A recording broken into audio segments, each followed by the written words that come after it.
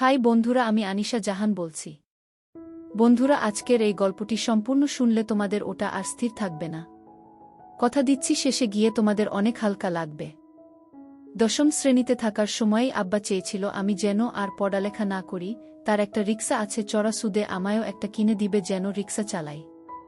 আমি জাবেদ। আমাদের পারিবারিক অবস্থা এত ভালো ছিল না। আমার আব্বা রফিক শেখ রিক্সা চালাতেন, আম্মা শিউলি বেগম ঘরের কাজ করতেন, আমার ছোট আরও দুটো বোন ছিল, মণি আর মালা। প্রায় রাতেই আব্বা লাল পানি খেয়ে এসে মাতলামি করত, আমাকে সামনে দেখলে পিটাইত আর আমার বই খাতা ছুঁড়ে ফেলে দিত। আম্মা কখনো আমারে সাপোর্ট করেনি, বরং আব্বার মতো টাকা কামাইতে বলতো। এসব সহজের বাহিরে চলে যাওয়ার পর আমি আমার এক শিক্ষকের বাড়িতে জাগির হিসেবে চলে যাই এবং সেখান থেকেই মেট্রিকটা পাশ করি। তারপর আর এলাকাতে থাকিনি, ঢাকা একটা গার্মেন্টসে চাকরি নিই। আর সাথে ডিগ্রিতে ভর্তি হই। আজিমপুর বস্তিতে একটা এটাস্ট বাচ্চা ঘরওয়ালা রুম নিয়ে থাকতাম। কোনো মতে দিন কেটে যাচ্ছিল। খাওয়া দাওয়ার একটু সমস্যা হইতো, কিন্তু আগের থেকে ভালোই ছিলাম, বিন্দাস লাইফ। হঠাৎই এক বিকেলে সবে রুমের সামনে আইসা দাঁড়াইছি, দেখি আমার খালাতো ভাই মন্টু, আমার আম্মা আর দুই বোন মালা আর মনিরে নিয়া হাজির। মন্টুও ঢাকাতেই এক মেসে থেকে লেখাপড়া করে। যাই হোক, রাগ তো আর হইবার পারি না। দরজা খুইলা তাদের ভেতরে ঢুকে বসতে বললাম। মন্টু যেন তাগরে আয়নাই, খালাস জাবেদ ভাই আমি চললাম তাহলে। আমার এখন একটা টিউশনি আছে, সেটা ধরতে হবে। আমি বললাম আচ্ছা যা খাল্লাম্মা, চলি তাহলে। ভিতরে ঢুকতেই ছোট দুই বোন জড়িয়ে ধরল। আমারও তাদের দেখা মনটা কেঁদে উঠল। আমার বোনগুলা আমারে সত্যিই অনেক ভালোবাসে। বাড়িতে থাকতেও যখন আব্বার মায়ের খাইয়া কাঁদতাম, বোনগুলা আমার চোখের পানি মুছে দিত। মা বলল, জাবেদ তুই এত পাষাণ কেমনে হইলি রে? আমগো কোনো খোঁজখবরও রাখলি না? আমি বললাম তোমরা তো সুখেই ছিলা, কি আর খোঁজ রাখমু? আমার খোঁজ কেমনে পাইলা? আর এইখানেই কি মনে কইরা আইছো সেইটা কু? মা বলল, তোর বাপরে তো জেলে লইয়া গেছে রে বাপ, ব্যাংক লোন নিয়া চুকাইতে পারে নাই, এখন ভিটাও গেছে, আমরা এখন কই আর জামু ক? মন্তু থেইকা শুনলাম তুই ঢাকায়, তারে ধুইরা এখানে আসলাম আমি। কেন তোমার ভাইগো কাছে যাও নাই কেন? মা তোর বাপে তো তাদের কাছ থেইকাও আমার জমিন বেইচা টাকা নিছে, তারপর আরও কয়েকবার টাকা ধার নিছে, এখন কোনো মুখে যাইক বাপ? সব শুনে আমি মাকে সান্ত্বনা দিলাম। মাকে সান্ত্বনা দিলেও মায়ের হঠাৎ এখানে আসাটা আমায় চাপে ফেলে দিল। বিন্দাস লাইফের 12টা বেজে গেল। গার্মেন্টস থেকে মাসে যে টাকা পেতাম তা দিয়েও এক পরিবার চালানো কোনো ব্যাপারেই ছিল না। মা আসাতে খাওয়া দাওয়ার আর কোনো সমস্যা থাকলো না। সিঙ্গেল রুম হওয়াতে রাতে আমাদের সবাইকে এক খাটেই শোয়া লাগত। মা এক পাশে, মাঝে দু বোন এবং আরেক পাশে আমি। রাতে আমি ঘুমাতে পারতাম না। এক রাতে বাচ্চাঘরে যাওয়ার সময় দেখলাম মায়ের কাপড় অনেকটাই উপরে উঠে রয়েছে। আমি এগিয়ে এসে হাত দিয়ে মসৃণ পাটা একটু ছুঁয়ে দিলাম। এক কাঁপুনি অনুভব করলাম। ভালো করে দেখার জন্যে লাইটটা জ্বালিয়ে দিলাম। মার বয়স কতই বা হবে?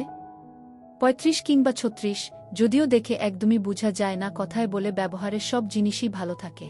বাবাও তাকে ব্যবহারের উপরেই রেখেছিল। অনেক দিন থেকেই প্রমোশন হবে হবে করেও হচ্ছে না। অবশেষে রহমান সাহেব অফিস থেকে রিজাইন করাতে সুপারভাইজারের পদটা আমিই পাই। আসলেই মা আসার সময় আমার জন্যে সৌভাগ্য সাথে করে নিয়েছিল। তিনি আসার পরেই সবকিছুই যেন হাতের মুঠো মনে হচ্ছে। বিকেলে বস্তিতে ফেরার পথে 1 কেজি মিষ্টি নিয়ে নিলাম। দরজায় দাঁড়িয়ে টোকা দিতেই মা দরজা খুলে দিল, আর অমনিই আমি মাকে টেনে ধরলাম। দরজা বরাবরই খাচ্ছিল। মা সামলাতে না পড়ে খাটে পড়ে গেল, আর আমি মায়ের উপর। মনের মধ্যে প্রমোশনের খুশি থাকলেও এখনকার উত্তেজনাটা অন্যরকম। হঠাৎ ছোট বোন মালা মিষ্টির বাক্সটা দেখে চিৎকার করে উঠল, আর এতেই মুহূর্তটা যেন শেষে হয়ে গেল। মা উঠে পড়ার জন্যে নড়েচড়ে উঠল, আমিও তার উপর থেকে সরে গেলাম। ছোট বোন মালা আর মনি জিজ্ঞাসা করতে লাগত, ভাইজান মিষ্টি নিয়ে আসলা যে? আমি বললাম, ভাইয়ার প্রমোশন হয়েছে রে পাগলি। মা বলল, প্রমোশন কি রে? আমি বললাম, আগের থেকে উপরে উঠে গেছি মা, এখন কষ্ট কম হবে, পয়সা বেশি পাবো। মা বলল, তা হইলে তো ভালোই হইল। আচ্ছা জাবেদ, তোর বাপরে জেল থেকে ছোটানোর ব্যবস্থা কর না। আমি বললাম, কেন? তার কথা মনে পড়তেছে নাকি? মা বলল, হ, মনে তো পড়বই, আমার স্বামী না? আমার সাথে থাকতে হইলে ভুইলা যাও, সে তোমাগরে কি দিছে কষ্ট ছাড়া? আমি তোমাগোর সাথে থাকতে আর কাউরে লাগবো না। আর তুমি অহন আমার খাইতাছ, আমার পড়তাছ, এখন থেইকা আমারেই তোমার সব কিছু ভাববা। মা বলল, আচ্ছা। আমার মা এমনই, আগে বাবার খাইতো আর বাবা যা কইতো তাই সঠিক মনে করত, নিজের মাথা কখনো খাটায় না সে। আর এখন আমি যা কইতাছি তাই শুনতাছে। রাতে খাবার সময় ইচ্ছে করেই গা ঘেঁষে বসেছি। মা কিছুই বলেনি। খাওয়া শেষে বা হাতটা উরুর উপর রেখেই বিভিন্ন গল্প করতে লাগলাম, কি করে এই বস্তিতে উঠলাম হাবিজাবি। কিন্তু যাই বলছি, মা আর দুই বোন মনোযোগ দিয়ে শুনল। এর ফাঁকে আমি হাতটা কাঁধে উঠিও মালা আর মনিকে বললাম, তোদের কাল স্কুলে ভর্তি করিয়ে দিব। ওরা তো খুশিতে হইচই করতে লাগলো। মা বাদ সাধল, কি দরকার স্কুলে যাওনের, ঘরে থাকবো, ঘরের কাম শিখব। আমি বললাম, একবার বলছি যাইব তো যাইব, এই যুগে লেখাপড়া ছাড়া চলা যায় না। বুঝলা? মা বলল, হু। আমি ধীরে ধীরে মায়ের উপর কৃতিত্ব নিতে লাগলাম, আর মায়ের অভ্যাসেই কর্তার কথা শোনা। এখন যেহেতু আমি কর্তা, তো আমি যা বলি তাই শুনবে। রাত যথেষ্ট হয়েছে, এবার শুতে হবে। আমি মাকে বললাম, মা, রাতে মণি মালা ঘুমের ঘোরে আমার গায়ে হাত পা তুলে দেয়, আমার ডিস্টার্ব হয়। এদেরকে এক পাশে দিয়ে তুমি এই পাশে শো। মা বলল, আচ্ছা ঠিক আছে বাপ। দেখলাম আমার কথাই রইল। মালা মণিকে এক পাশে দিয়ে মা আমার ডানেই শুয়েছেন। আমি ঘুমের ভান করে শুয়ে রইলাম। ঘুম তো আসছেই না। দুই বোনের খুনসুটি একসময় বন্ধ হয়ে আসলো। এদিকে আমার গরম হয়ে আছে, আমি মায়ের বিপরীত দিকে ফিরে আছি। একসময় যখন বুঝলাম সবাই ঘুমিয়েছে, তখন মায়ের দিকে ফিরলাম। মা আমার দিকে পিঠ করে শুয়েছিল। তার চুল থেকে নারিকেল তেলের ঘ্রাণ। হাত দিয়ে কাপড় উপরের দিকে তুলতে লাগলাম। মা কিন্তু একটুও নড়ল না। আমি বুঝে গেলাম মারও ইচ্ছে আছে। আমি মায়ের কানের কাছে মুখ নিয়ে বললাম, শিউলি, আজ থেকে তোমার স্বামী আমি, তোমার সব আমিই মেটাবো। মা বলল, তাহলে আজ থেকে আমি তোমার বউ হলাম। গোকাজ শেষ করে আমি মাকে জিজ্ঞেস করলাম, কি গো, কেমন লাগলো তোমার নয়া স্বামীর কাজ? মা বলল, আগের স্বামী থেকে ভালোই। আমি বললাম, তার মানে বাবা তোমায় আসল মজা দিতে পারত না? মা বলল, পারত, কিন্তু তোমার সামনে কিছুই না। তার উপর লাল পানি খেয়ে অল্পতেই হাঁপিয়ে যেত। মা বলল, আচ্ছা জাবেদ, তুমি আমারে ছাইডা যাইবা না তো? আমি বললাম, কোনো সময়তেই না। এখন থেইকা তো তুমি আমার বউ। এই মা হইলে হয়তো ছাইডা যাইতাম, কিন্তু বউরে কি ছাড়ন যায় কও? তোমার মতো আরেকটা কই পামু কও? মা বলল, তুমি তোমার বাপ থেইকাও শয়তান। সকালে একটু দেরিতেই উঠলাম। মালা আর মনির হইচই এ ঘুম ভেঙে গেল। মাকে বলতে শুনলাম, তোদের ভাইজান ঘুমাচ্ছে, এমন করছিস কেন? একদম মায়ের খাবি কইলাম। মালা বলল, ভাইজান এত বেলা অবধি ঘুমালে আমাদের স্কুলে নিবে কে? আমি আধবোজা চোখে বললাম, এই তো ভাইজান উঠে গেছি। বাচ্চা ঘরে গিয়ে গোসল করে তারপর সাবার সাথে নাস্তা করলাম। মা আগেই আমাকে নাস্তা দিল। বড় ডিমটাও আমার পাতে দিল। সব শেষে আমার পাশে এসে বসল। আমিও পেছন থেকে হাত দিলাম। নাস্তা শেষে দুই বোন মা থেকে বিদায় নিল। যাওয়ার আগে মাকে টেনে ধরে তারপর বের হলো। আমিও সেই সাথে টেনে ধরে বললাম, আসছি গো বউ। মা বলল, তাড়াতাড়ি ফিরিও। মনি মালা থেকে 2 বছরের বড় ছিল, মনির ছিল 7। মলার 5 বছর। মনিকে এলাকার প্রাইমারিতে ক্লাস 2তে ভর্তি করিয়ে দিলাম। আমি ইচ্ছে করেই তার বাবা মায়ের নামের জায়গায় দিলাম বাবা জাবেদ আর মা শিউলি বেগম। আর মালার জন্যে এমনিতেই কিছু বই কিনে নিয়ে আসলাম। যেতে যেতে ভাবলাম, 2 মেয়েই যদি স্কুলে পড়ে তাহলে মায়ের সময় কাটবে কি করে। তাই মালাকে বুঝিয়ে সুঝিয়ে কিছু চকচকে বই কিনে দিয়ে ঘরে নিয়ে আসলাম। কই মা, দেখো তোমার মেয়েকে নিয়ে আসলাম। মা মালাকে রেখে দিল।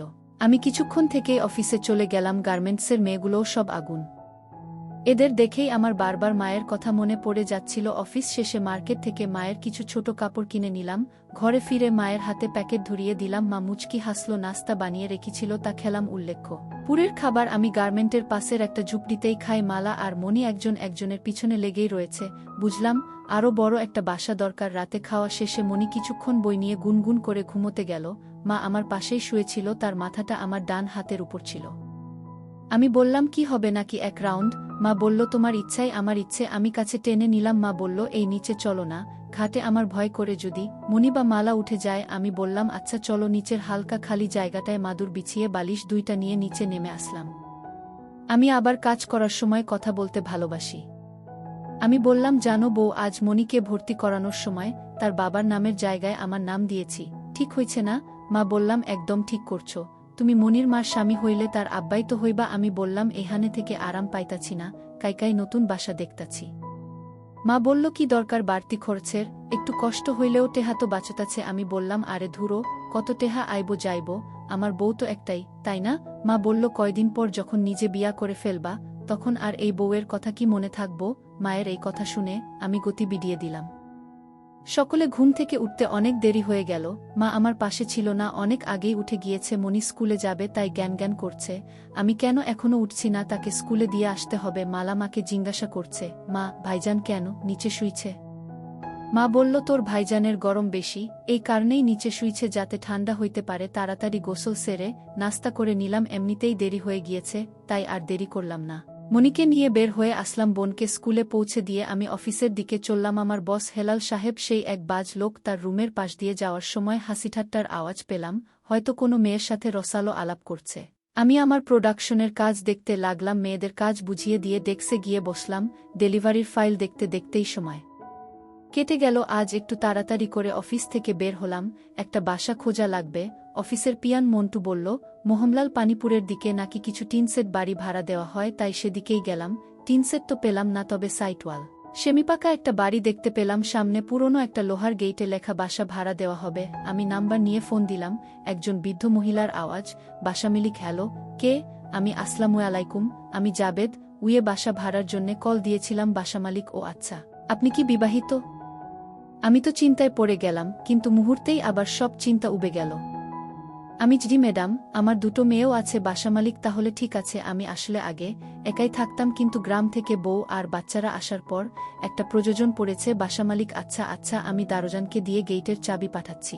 আপনি বাড়িটা দেখুন, যদি ভালো লাগে তারপর ভেতরে আসবেন। পাকাক্তা হবে। ঢাকায় সাধারণ এমন বাড়ি চোখে পড়ে না। সামনে কিছু খালি জায়গা, ভেতরে মাকসার ডেরা।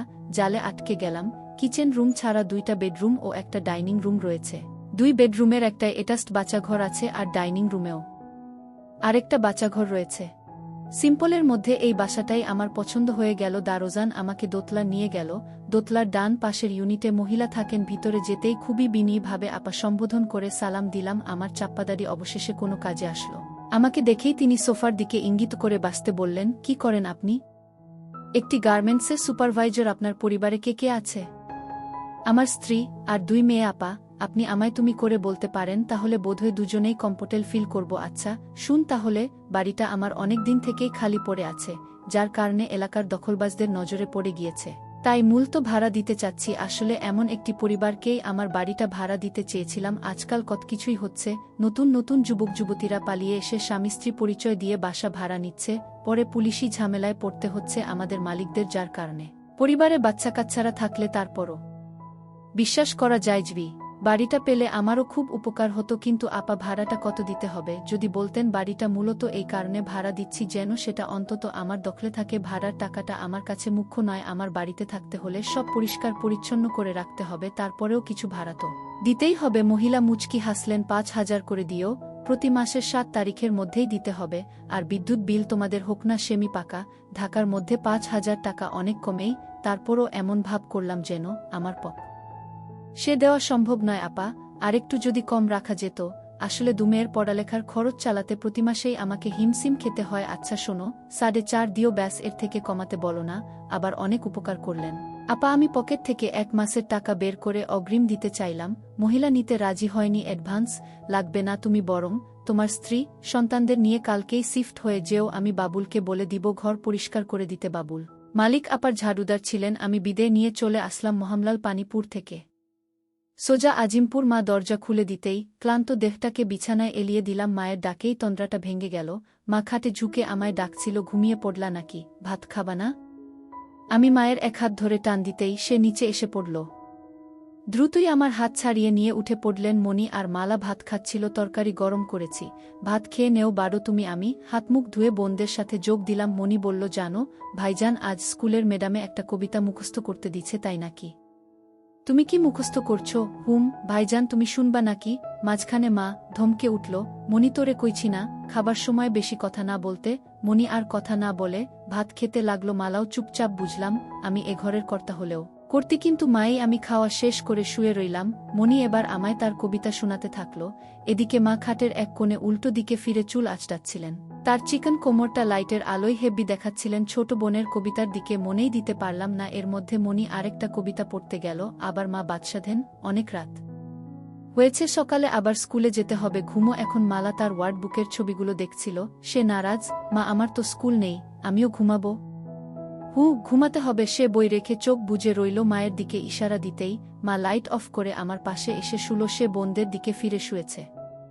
মা ধাক্কা দিচ্ছে এখনই যাতে কাজ শুরু না করি, কারণ বোনেরা হয়তো এখনও ঠিকমতো ঘুমায়নি। শিউলি, কাল থেকে আর আমাদের কষ্ট করতে হবে না। নতুন বাসা দেখেছি। শিউলি আমার মায়ের নাম। মা বলো, কি দরকার ছিল? আরে এভাবে আর কতদিন? মা, তা ঠিক কইছো, বাচ্চাগুলা দিন দিন বড় হইতাছে। এখন নতুন বাসাতে কিন্তু তুমি আমার বউ হিসেবেই যাবা, আর মালা আর মণি আমার মেয়ে। মা, মনে এইটা কেমনে সম্ভব? আমি জানি না কেমনে সম্ভব, কিন্তু তুমি সম্ভব করবা মা। আমি না হয় তোমারে স্বামীর নামলাম, কিন্তু মালা মণি কি তোমাকে তাগো বাপ ডাকবো নাকি? ডাকবো, আর তুমিই ব্যবস্থা করবা যেমনেই পারো। আজ সবার আগে আমার ঘুমাই ভাঙল। দেখলাম মা পাশে শুয়ে আছে। কি মায়াবী এক নারী, চেহারাতেই দুনিয়ার সব মায়া এবং সরলতা। মায়ের সবচেয়ে বড় গুণ হল ঘরের কর্তার উপর বিশ্বাস রাখা আগে মায়ের উপর আমার অনেক রাগ জমেছিল কেন এই মহিলা কখনো বাবার আচরণের প্রতিবাদ করল না। আজ বুঝতে পারছি কেন করেনি। যার কাছে সে রাতের আধারে বশ্যতা স্বীকার করে নিয়েছিল, যার সাথে সে প্রতিরাতে রতিক্রিয়ায় মতে উঠত, তার কথার উপরে সে কথা বলতে শিখেনি, তার কথাই সে মাথা পেতে নিয়েছিল। হোক সেটা ভুল কিংবা শুদ্ধ। লক্ষ্মীটি সকাল হইছে, উঠবা না? মা ধীরে ধীরে চোখ খুলতে লাগল। মা কি ব্যাপার আইসকে, তুমি এত সকালে কেমনে উঠলা? তেমার টানে গো শিউলি। মা হইছে সকাল সকাল আবার শুরু কইরা দিও না সরো, আমারে উঠতে দেও। আমিও উঠে গিয়ে ফ্রেশ হলাম। মা এই ফাঁকেই মালা আর মনিকে জাগিয়ে দিল। তারাও একে একে দাঁত ব্রাশ করে ফ্রেশ হয়ে নিল। এরপর মা আবার নাস্তা বানানোর কাজে হাত দিলেন। আসলে প্রতিদিন তো সকালে ঘুমেই থাকি, অনেক কিছুই লক্ষ্য করা হয় না। নাস্তা বানানোর সময় বিন্দু বিন্দু ঘামে তাকে আরও অনেক বেশি কাছে টানে। সাহায্যের ছুতো বারবার ছুঁয়ে দিচ্ছিলাম। বোনেরা তো তাদের নিজেদের মধ্যকার খুনসুটিতেই ডুবেছিল। অবশেষে নাস্তা সারলাম। মাকে বলে রেখেছি কাপড় চোপড় আর বাসন কোসন সব যেন গোছগাছ করে রাখে। আমি এসে ফ্যান আর খাটটা খুবলো। মনিকে স্কুলে দিয়ে আমি অফিসে চলে গেলাম। অফিস থেকে আজ হাফ শিফটেই বের হয়ে আসি। আসার সময় হেলাল সাহেবকে বলি, বস আসলে যেন সামলে নেন, বের হয়েই পাশের মার্কেটে যাই। মায়ের জন্যে একটা বোরখা দেখতে থাকি। মা যেহেতু হলদে সাদা রঙের, তার জন্যে কালো রংটাই পারফেক্ট মানাবে। মারেরই একটা বোরখা নিলাম এবং এক জোড়া নতুন জুতো, কিছু চুড়ি আর হালকা একটা বড় মেকআপ বক্স মালা। আর মনির জন্যেও নতুন জামা আর জুতো কিনি। মা বলেছিল তার জন্যে নিরোধক বডি কিনতে, কিন্তু আমি কিনলাম না, কারণ এক সিনিয়র ভাই বলেছিলেন বডি খেলে নাকি শরীর মুটিয়ে যায়। আমি চাই না আমার মা প্লাস বউটা মুটিয়ে যাক। সব শপিং করা শেষে ঘরে ফিরে যাই। মা অনেক খুশি হলেন, মালাও খুশিতে আত্মহারা। মা ঘরের সব কিছুই গুছিয়ে রেখেছিল। আমি স্কুল থেকে মনিকে নিয়ে আসলাম, তারপর সিলিং ফ্যান ও খাটটা খুলে রাখলাম। মিনি ট্রাক ড্রাইভার রনিকে বলে রেখেছিলাম, ফোন দিতেই চলে আসলো। সব উঠিয়ে নিলাম। বস্তিতে কেউ তেমন পরিচিত ছিল না। এখানকার মানুষকে কখন আসে কখন যায় তারই ঠিক নেই। পরিচয় হবেটা কখন। মা বোরখা পরার পর তাকে পুরোই নায়িকাদের মতো লাগতেছিল।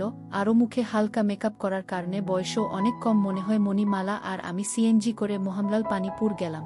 মালিক আপাকে ফোন দিতেই বাবুলকে দিয়ে চাবি পাঠিয়ে দিল। তালা খুলে গেটের ভেতরে ঢুকতেই দেখি সেদিনের সম্পূর্ণ উল্টো চিত্র। সেদিন কেমন অপরিষ্কার ছিল, আজ একেবারেই ঝকঝকে। বাড়িটা মায়ের অনেক পছন্দ হলো। বাবুল ভাই চাবি বুঝিয়ে দিয়ে চলে গেলেন। কিছুক্ষণ পর ট্রাক আসলে সেখান থেকে রনির সাথে ধরে সব মালামাল বাহির করে নিই। মোটামুটিভাবে খাট ফ্যান ফিট করার পর রনি সহ আমরা টিফিনকারি করে বয়ে আনা মায়ের রান্না করা মাংসের খিচুড়ি খেলাম। ভাবি খিচুড়িটা অস্থির হয়েছে।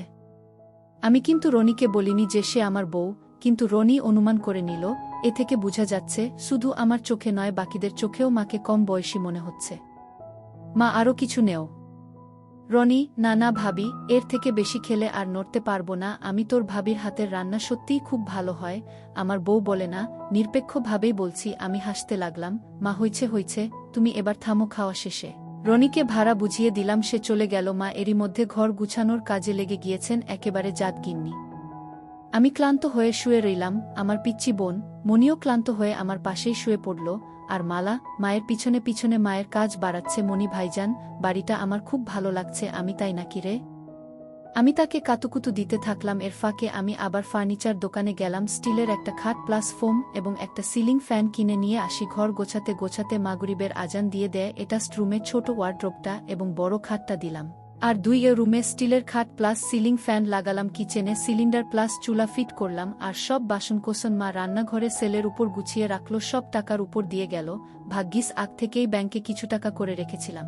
মা অবশ্য বাড়তি খরচে বিরক্ত। তার এক কথা, কেন স্টিলের খাটটা কিনলাম? তার কানে কানে বললাম, রাতে বুঝবা। মা লজ্জায় টমেটোর মতো লাল হয়ে গেল। মাস্টার বেডরুমে ঢুকে বাচ্চাঘর থেকে আমি ফ্রেশ হয়ে নিলাম। তারপর মা ফ্রেশ হওয়ার জন্যে বাচ্চাঘরে ঢুকলো। বস্তির মতো এত কোলাহল আর শোরগোল থেকে বের হয়ে ভালোই লাগছে। অবশেষে মনমতো একটা বাড়ি পাওয়া গেল, মনমতো বিছানা। মালা আর মনি পাশের রুমে ফোমের উপর লাফাচ্ছিল। রাত 2টো, মাথার উপরে ফুল স্পিডে ফ্যান চলার পরেও ঘামে গা জবজব করছে। মা আর আমার দুজনেরই একই অবস্থা। কাজ করতে করতে কখন যে 3টে বেজে গেল বুঝতেই পারিনি। দীর্ঘ পরিশ্রমের কারণে ক্ষুধা লেগেছিয়েছিল আমাদের। ছেলের মা রান্নাঘরে গিয়ে আমার জন্যে কিছু সেমাই বাটিতে করে নিয়ে আসলেন। সেমাই খাবা? হুমু। একটা জিনিস বহু আগ থেকেই লক্ষ্য করছি, যে দিন থেকে মায়ের সাথে প্রথম হয়েছিল সেদিন থেকেই মা আমারে যথেষ্ট সম্মান দিয়ে কথা বলে। মা আমার হাতে সেমাই দিয়ে নিজের জন্যে নিতে যাচ্ছিলেন। আমি তার হাত টেনে আমার পাশে বসিয়ে দিলাম। তারপর এক চামচ নিয়ে তার মুখে দিলাম আর পরে আবার আমি খেতে লাগলাম। বউ, তোমারে না কইছি মালা আর মিলিরে বলবা। আমারে যাতে আব্বা বইলা ডাকে। মা, আমারে কি এখনো তুমি বিয়া করছো? না। মা, তাহলে হেরা তোমারে আব্বা ডাকতে যাইব কেন? তার মানে তোমারে আগে বিয়া করা লাগবো?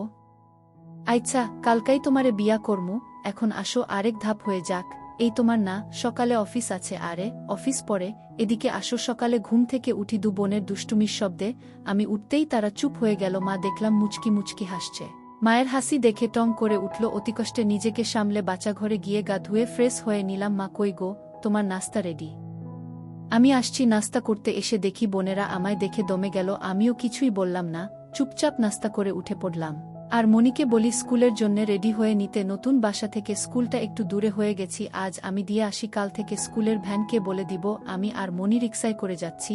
তো মনি বলে উঠল, ভাইজান, মা বলেছে আজ থেকে যেন তোমারে আব্বা বইলা ডাকি। তুমিই হলে আমাদের নতুন আব্বা। মা যে আমার কতটা বাধ্যতা বোনদের প্রতি, তার নির্দেশ শুনে আরও বেশি করে বুঝতে পারলাম। তোদের মা যখন বলছে অবশ্যই ডাকবি, কিন্তু এতদিন তো তোমায় ভাইজান বলে ডাকতাম। ঠিক আছে, তো বড় ভাইজান তো বাপের সমান হয়, জানিস না? মাও একই কথায় বলছে। শোনো, মা ঠিকই বলেছেন। এখন থেকে কেউ যদি তোদের বাবার নাম জিগায়, ভাইজানের নাম বলবি। মা যখন আমাকে তোদের বাপ বানাইছেন, তোদের দেখার দায়িত্ব আমার। যে কোনো সমস্যা হইলেই আমায় বলবি, ঠিক আছে? ঠিক আছে ভাইজান। আবার ভাইজান? ঠিক আছে আব্বা। ছোট বোনের মুখে আব্বা ডাক শুনে পরানটা জুড়িয়ে গেল। ছোট বোনের স্কুল চলে আসলো, তাকে টিফিনের জন্য কিছু বাড়তি টাকা দিলাম, আর একটা বিদায় আদর দিয়ে বিদায় নিলাম। আফিসে আজ বড় সাহেব এসেছেন। সবার সাথে আমারও ঘাম ছুটে গেল। যদিও গত এক মাসের প্রতিটি ডেলিভারির হিসেব আমার কারাই ছিল, কিন্তু হেলাল সাহেব অফিসে মেয়ে নিয়ে ব্যস্ত থাকায় তার হিসেবে গোলমাল দেখা দিল। বড় সাহেবের আমার মুখের তেমন একটা লাগাম নেই। চাকুরেদের যা তা বলে গালি দেওয়ার কাজে তিনি এক্সপার্ট। সবার মা বোন এক করলেও আমি বেঁচে গেলাম। তারপরও সারাদিন এক মুহূর্ত ফুরসত মিলেনি আমার সুন্দরী মাকে নিয়ে ভাবার। বেটা সারাটা দিন আমাকে আগামী মাসের অর্ডারগুলোর হিসেবে ব্যস্ত করে রাখল। বৃহস্পতিবারেও ফুল টাইম অফিস করে। যখন বাসায় আসলাম ভীষণ ক্লান্ত লাগছিল। ঘরে ঢুকেই হাত মুখ ধুয়ে চেয়ারে বসে পড়লাম। মাকে ঠিক কি বলে ডাকবো বুঝতে পারছিলাম না। মা যেহেতু বোনদের বলেছে আমাকে বাবা বলে ডাকতে, তাই তাদের সামনে তো আর মাকে মা বলে ডাকা যায় না। এখন থেকে আমাকে তাদের বাবার মতো আচরণ করতে হবে, এবং মায়ের সাথে তাদের বাবা মানে আমার বাবার মতোই থাকতে হবে। তবেই তো ছোট বোনগুলো আমাকে বাবা বলেই মেনে নিবে। আর মা তার স্বামী হিসেবে আমার বাবা মাকে জাবেদের মা বলে ডাকত। বাবা কি তখন আর জানত যে একসময় এই জাবেদেই তার জায়গা দখল করে তার বউয়ের স্বামী হবে? মাকে মনির মা বলে ডাকতে মন্দ হয় না, দেখি কাজ হয় কিনা। মনির মা, কই গেলা? এই তো রান্না ঘরে, আমারে এক কাপ চা দিয়া যাও। এদিকে দেখলাম মালা আমার দিকে কেমন ভয়ে ভয়ে তাকাচ্ছে। আমি পকেট থেকে তার জন্যে আনা চকলেটের প্যাকেটটা বাড়িয়ে দিতেই দেখলাম তার ভয়টা দূর হয়ে গেল। এগিয়ে এসে আমার থেকে প্যাকেটটা নিল। এইতে আব্বু, তোর জন্যে এনেছি। মালা দৌড়ে গিয়ে মনির কাছে চলে গেল, আর তাকে বলতে শুনলাম, দেখেছিস আপু, নতুন আব্বা কত ভালো, আমার জন্যে চকলেট এনেছে। মনি আর মালা এবার চকলেট নিয়েই মজে গেল। আসলে এই বয়সে সেসব বাচ্চাগুলো ছোট থেকেই অনিশ্চয়তার মধ্যে বেট উঠে তাদের কাছে। বাবা বা ভাই এর মানেটা কোনো মাইনেই রাখে না, একমাত্র মাইনে রাখে এদের মা। এদের মা যদি কাউকে দেখিয়ে বলে এই তোর বাবা, তাহলে সেই ব্যক্তিকেই তারা বাবা মেনে নেয়। মা চা নিয়ে আসলো। মায়ের কপালে আর নাকের ডগায় বিন্দু বিন্দু ঘাম জমেছিল, তাতে তার সৌন্দর্য যেন আরও বহুগুণে বেড়ে গিয়েছে। মা চা দিয়ে তাড়াহুড়ো করে চলে যেতে চাইল, কিন্তু আমি হাতটা ধরে দাঁড় করিয়ে দিলাম। এই এখন না, ঘুমাবার সময় চুলায় তরকারি দিয়ে আসছি, পুড়ে যাবে তো। আর এইদিকে যে আমার পুড়তাছে, তার কি হইব? তোমার কি পুড়তাছে? আমি চেয়ারে বসা ছিলাম, মাকে টেনে বসিয়ে নিচ থেকে শক্ত হওয়া বুঝিয়ে দিলাম। মনি আব্বা আব্বা বলে ডাকতে ডাকতে বাড়ি মাথায় তুলেছে। মা গিয়ে বকা দিল, এত জোরে চিৎকার দিচ্ছিস কেন রে? আমিও সেদিকে গেলাম। কি হয়েছে রে মা? আব্বা, শনিবারে স্কুলে সবার বাবা মা যাইব, তোমাদেরও যাইতে হইব। সে একটা আমন্ত্রণপত্র ব্যাগ হতে বের করে আমার হাতে দিল। দেখলাম প্যারেন্টস মিটিংয়ের কার্ড, এবং একান্ত উপস্থিতি নাকি আবশ্যক। আচ্ছা যাব, আমি আর তোর আম্মা দুজনেই যাব। চিন্তা করিস না। এদিকে খিদায় পেটটা চোচো করছে। কই তোমার হলো? হইছে। তোমরা সবাই খাইতে আসো। মা সবার আগে আমার জন্যেই প্লেট সাজিয়ে দিল। মুরগি এনেছিলাম, তাই রান্না করেছে। মায়ের রান্নার আসলেই কোনো জবাব নেই। খাওয়ার পর বোনগুলোকে নিও কিছুক্ষণ দুষ্টুমি করলাম। একসময় মায়ের বাঁকা খেয়ে দুজনেই শুয়ে পড়ল। আমি আজ সেকেন্ড বেডরুমে শুলাম। মা আর দুবোন অন্য বেডরুমে। কেন যেন ঘুম আসছিল না, মন চাইছিল পাশে পেতে। আমি জানি মা আসবেই। কিছুক্ষণ পর মা এই রুমে চলে আসলো এবং আমার পাশে শুয়ে পড়ল। মা আইছো জাবেদ, আমি সারা জীবন তোমার হইজা থাকতে চাই, আমিও তোমারে সারা জীবন আমার কইরা রাখমু। শিউলি কয়েক বছর আগেও কল্পনা করতে পারিনি যে আমি কোনো একদিন আমার সুন্দরী মায়ের পুরুষ হব, কিন্তু আজ সময়ের খেলায় আমার মা আমার বউ।